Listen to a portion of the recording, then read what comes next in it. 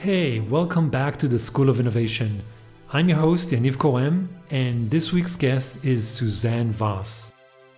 Suzanne is an innovation coach at ING Labs in Singapore, and this is actually the second part of my conversation with Suzanne. So if you've missed the first one, go back, it's episode 32. You don't want to miss it. Coming back to this week's episode, I talk with Suzanne about an article that she wrote called Measuring Innovation and How You Can Do It Too. Enjoy. Hey, Suzanne. Welcome back to school. Thank you. I'm excited. A couple of months ago, you wrote a fantastic article in the July 2020 edition of Female Tech Leaders magazine, which is called Measuring Innovation and How You Can Do It Too. Yes. And I think this is a key article that listeners should read. And obviously, we're going to link it in the show notes. But first, I want to say something about the magazine itself.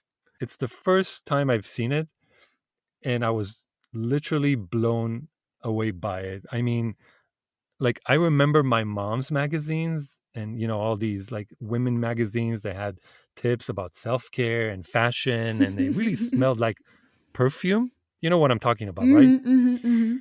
But this magazine, readers can actually find freaking code to implement a neural network with Python. I mean, you know, if there's any testament to how far we've come, I think this magazine is it. Yeah, it's a different kind of self-care and self-development magazine. Exactly. And so, first of all, I want to thank you for actually exposing me to that magazine, because now I'm going to keep following it. But let's talk about your article. All right. Happy to. Awesome. It's called Measuring Innovation and How You Can Do It Too. And I guess my first question is, why do you even need to, or why should you care about measuring innovation? Great question. You only have great questions, of course. So, what we mentioned earlier is that innovation to many people is this fluffy thing with post-its on the wall, but it's very difficult to see what is now actually happening. So making it measurable puts people on the same page in terms of expectations. What does success look like at the end of this innovation trajectory? What are we working towards? What does this journey look like? And what does a team need to be successful? So this is the overarching why should we measure in the first place? And then for a team specifically, if you measure what you are working towards and your progress toward this goal, keeps them motivated. It keeps the momentum because they see that progress is being made. And I think we'll touch upon that in a bit more detail later. But an innovation project takes a while to make revenue, for example. So the traditional metrics don't really work to show the progress. It can be demotivating for a team if they don't see progress, if they cannot see the fruit of their labor. So to keep the team motivated, you need to measure what you're doing. And then from a leadership perspective, you want to be seeing if a team is moving in the right direction and if they're moving fast enough. And by moving fast enough, I mean their velocity of learning. At which pace are they validating or invalidating their assumptions, right? How fast are they running experiments? How fast are they figuring out if something is working or not? I guess it also helps, and correct me if I'm wrong, to stay away from vanity Mm-hmm. vanity metrics, which I think is just, if I had to give it another name, is just that innovation theater that people talk about a lot, right? Absolutely. And the lean startup dives into this as well because there's a lot of vanity metrics and they usually take the shape of a hockey stick. Because if we look at all innovation initiatives, no matter if they are beyond your existing product catalog or if there's something a lot closer to your existing business, they have one thing in common. They are out there exploring this unknown territory, but to different degrees. So if you keep this in mind, this explorative way of working, the traditional ways of working and measuring really need to take this back seat, because that is really more of an execution mode. And if you are in this exploring mode, you need to really understand what works and what is valuable, what is helpful, and what is not. This is also the exciting bit, for me at least. But this also makes it more difficult to measure and translate progress and impact in the traditional ways that we did. Now, for example, in the lean startup, they share that most startups have this hockey stick in terms of revenues, and somehow they never manage to make it that far. But that is really the traditional metrics, right? If you use the traditional metrics, it really doesn't do the progress justice, because can take months or even years to see the impact, such as revenue or ROI, because you're still exploring, you're researching. Right. It feels like the is easiest, most straightforward metric in a corporate environment is the P&L, the profit and loss sheets, and that I guess inherently undermines any innovation initiative. Because if you measure innovation that way, it's always going to be a cost center, right? And then I guess what you're saying is that at some point the top management is going to get um, bored, frustrated, whatever, with that item on the P&L, the innovation item, and then they're just going to kill the project. Yeah, because to the less discerning eye, it seems like nothing is happening until there is a proverbial unicorn in the room. Right. So it's Exactly. also making sure that people are on the same page in terms of what can you expect, like what are the expectations, what does success look like in the long term, and in the short term, how do you know if a team is doing well or not? Exactly.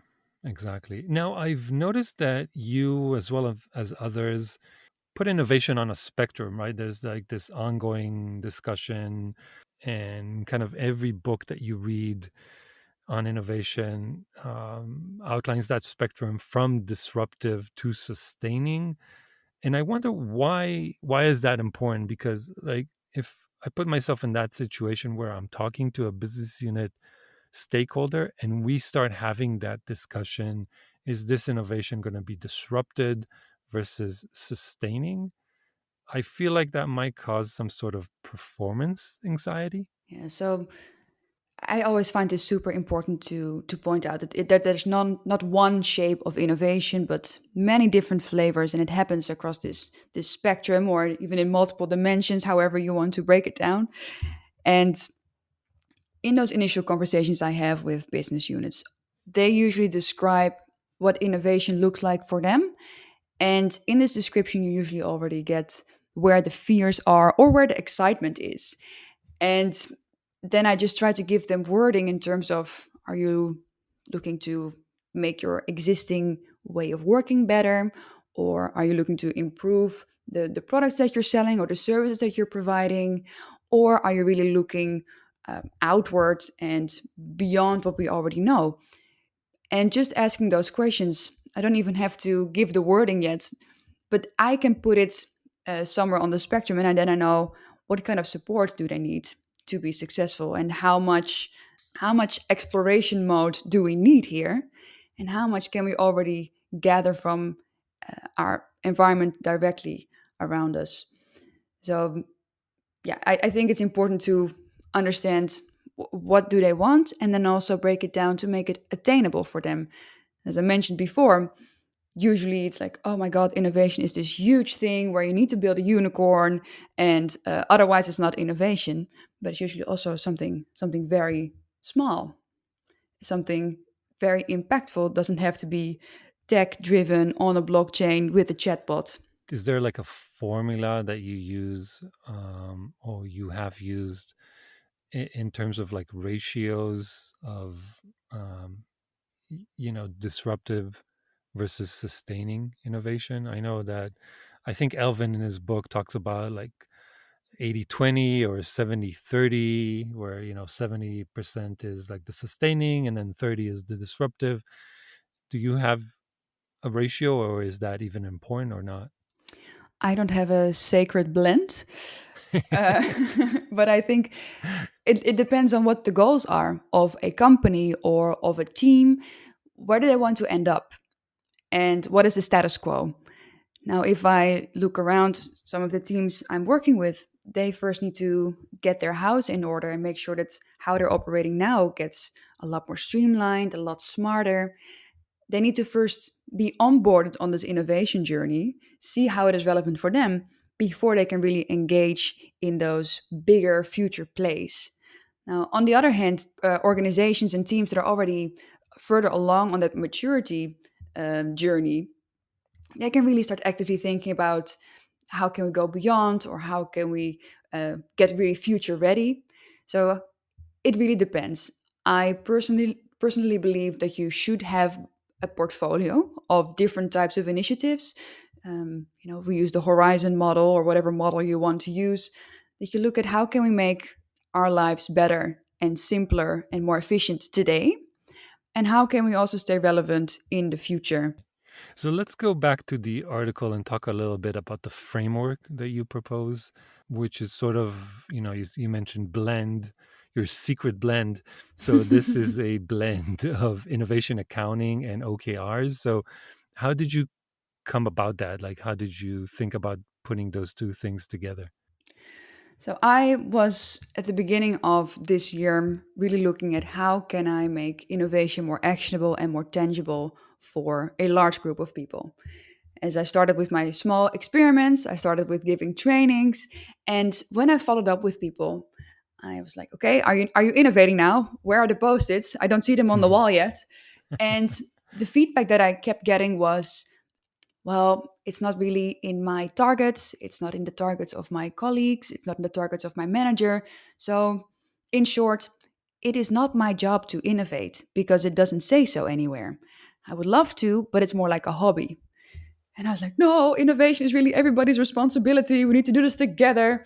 So, upon doing more experiments and more interviews with people, I came to the understanding that people need to have very tangible innovation actions, basically, to get started. This was my specific persona, right? People who want to get started with innovation but don't know how. They're really looking for something tangible they can essentially copy paste into their targets. So this triggered me to come up with this concept of menu items. Now, this is not mentioned in the article. I'll probably have to write a separate one on this. But menu Ooh, items, good, an exclusive. yeah, this Awesome. is School of Innovation exclusive. Exactly. I like the tone and voice. So the idea of menu items is essentially like a food menu where you can pick and choose based on your appetite what you Hmm. want. Now, I like that. yeah. So, for example, one of the menu items was becoming an innovation trainer. So people could sign up, and then they would spend part of their time on getting trained by me, and then also training others. And I'm very proud that I now have my first class of graduates that is now out there in the world and also training others. So I'm very excited about that. So that was a very tangible one. And another one was joining a pop up squad, for example, where together with people from other business units, you would get together and address some of those innovation challenges. So all of them were very specific, had a very specific objective in mind. So people were like, yes, this is something I can copy paste, put in my targets. This works for me. So I did that round of validation. And then I went to senior management. And I said, look, I'm working on this. People want this in their lives. They want to innovate. They don't know how to get started, but this is helping them. Do you support this? And one colleague that I reached out to, one senior manager, when I walked into his office with my, positive attitude, I said, look, I came up with this thing and people need this and they want this. What do you think? He was sitting with his hands in his hair as this was the end of the year and he was doing the year end reviews.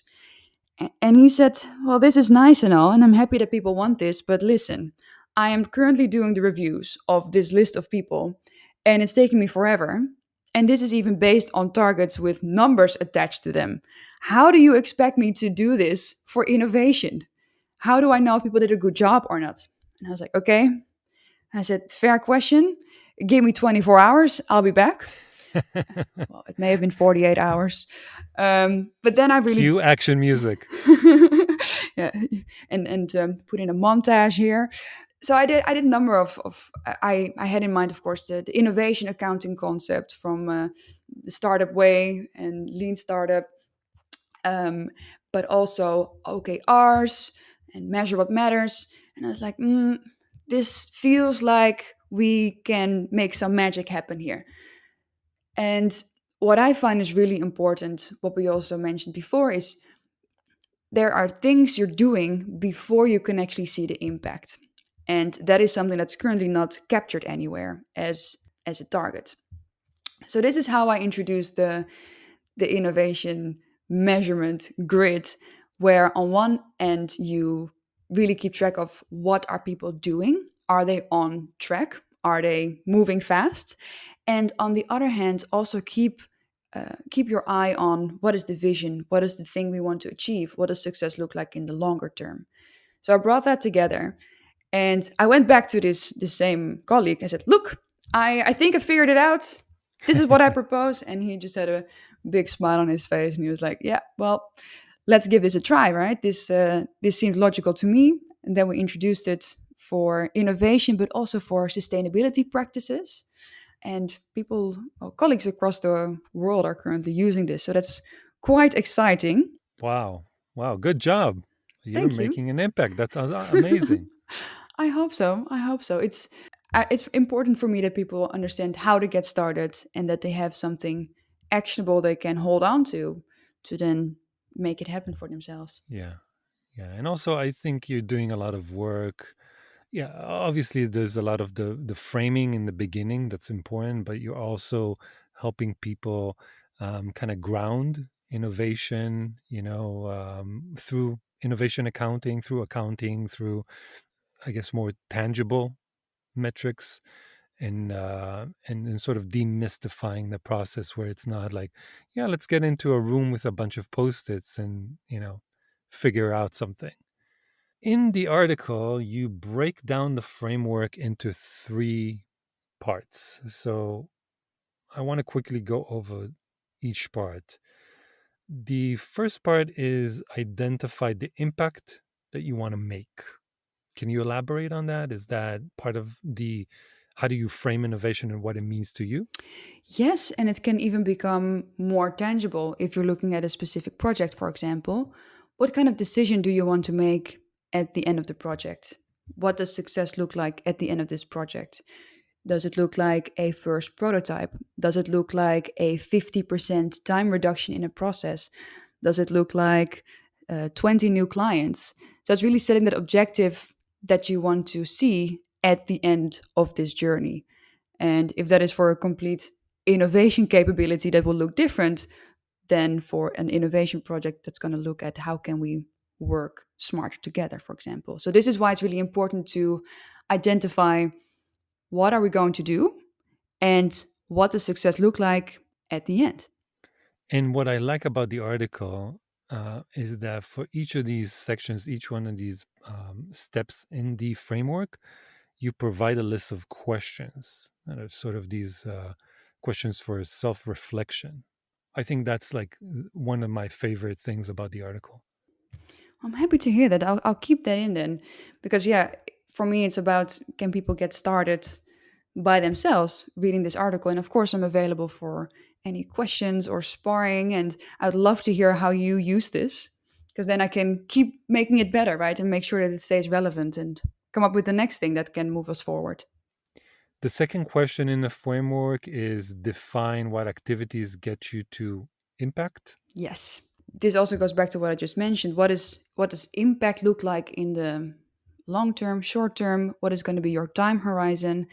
And once you've set that out, then you decide now what are the things we need to do to actually get there.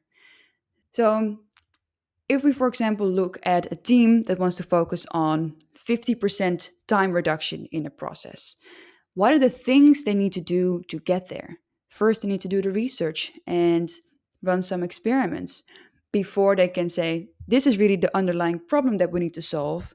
And we've experimented with different solutions. Now, this is the solution that really works. To get to that decision, it takes time. And if you use this grid, you can actually see the progress that you're making towards making the decision of what do we really want to implement. And you don't only look at how is my time reduction going. So you're also looking at what are the things that the team is doing to get to that impact. Right. And I think that listeners should keep in mind that it's all an iterative process. It's not like something that you set once and forget about it. It's something that you do. Because, I mean, sometimes sort of the prerequisite to, defining the activities is, I guess, understanding the capabilities of the team. Mm-hmm. Mm-hmm. And people, like, I guess 99% of the time, overestimate their capabilities. And so right, they put down like these really ambitious activities and then they fall short.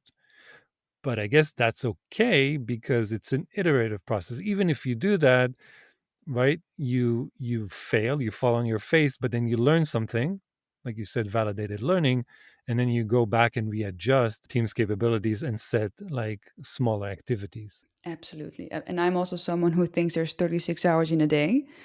Um, and I always try to do more than I actually have time for. But as you go along, you learn and you need to estimate better, okay, what are the things we actually need to do and how long will these things take us? And what's super key here, and again, shameless plug for coaches, this is also where coaches really challenge you on, do you really need to do everything on this to do list? Or can you just do one or two things that are validating those riskiest assumptions that you have? As I also needed to go through this transition, and every now and then I'm still struggling, is that we tend to make a to-do list and then try to get through the whole to-do list because every time we cross something off we get this shot of dopamine, I think it is. But instead we should be asking ourselves, how much time do I actually have, rather than how many things do I want to cross off my to-do list. So how much time do I have, and within that time, what can I actually do that has the most value added to that goal that we set in the long term, to that impact that we want to make, and based on that decide, this is the activity that we're going to do. That's golden advice right there. The third part of the framework is bringing it all together. And there there's a graphic of a matrix. Can you explain that a little bit? Like, I know that we're not in a visual medium, but can you draw it out with words? Absolutely. So normally I have really cool arm movements to act this out. So I'm just inviting the listeners to close their eyes and imagine this with me. Um, so on you have basically two axes, and on one axis you put the impact that you want to make, and on the other axis you put the things that you will do to get there. So how I do it is, on the vertical axis I put impact. And if we say in the article, I think I also used the example of reducing the processing time with 50%. That's something you can put on the vertical axis, because you can keep tracking. Hey, are we working towards this goal? Are we already making an impact? And then on the horizontal axis, you break it down in terms of what are the activities that we need to do. So that along your journey, when you have your check-in moments, you can check, are we doing the right things to still make that impact that we want to make? And are we moving fast enough? Since you're putting it on a grid, you can even beforehand decide, when do we feel we have done the job well? Or when do we need to improve ourselves and our way of working? And when have we really surpassed our own expectations and really did an excellent job? This is something you can also decide on, well, you should decide on with your team and leadership beforehand, to understand, what does success look like and what does a high performing team look like. And again, this is also an iterative journey to understand, how fast does a team in reality really move, and how fast are we really learning? And this also goes back to the locus of control of the team. Maybe not everything is within their own control, maybe there's a lot of interdependencies. And then here's also the role for leadership to see, how can we speed them up? Are there any impediments we can remove? Are there any things we can speed up for them? Are there any processes we can make easier? So it's a key communication tool for me as well, to make sure that we have identified where we want to be, how we want to get there, and then ask the question, how can we do this faster? So for the folks in the audience who want to read the article, and I would highly recommend everyone who's listening to read it. We're going to put the link in the show notes. Suzanne's school's almost out. But before we wrap up, how can listeners get in touch with you and maybe learn more about what you do? You can find me on LinkedIn, and do shoot me a message there, or slide in my DMs, as the cool kids say nowadays. I regularly share things on LinkedIn that I'm working on, or things that I learned, and here and there some fun stuff too.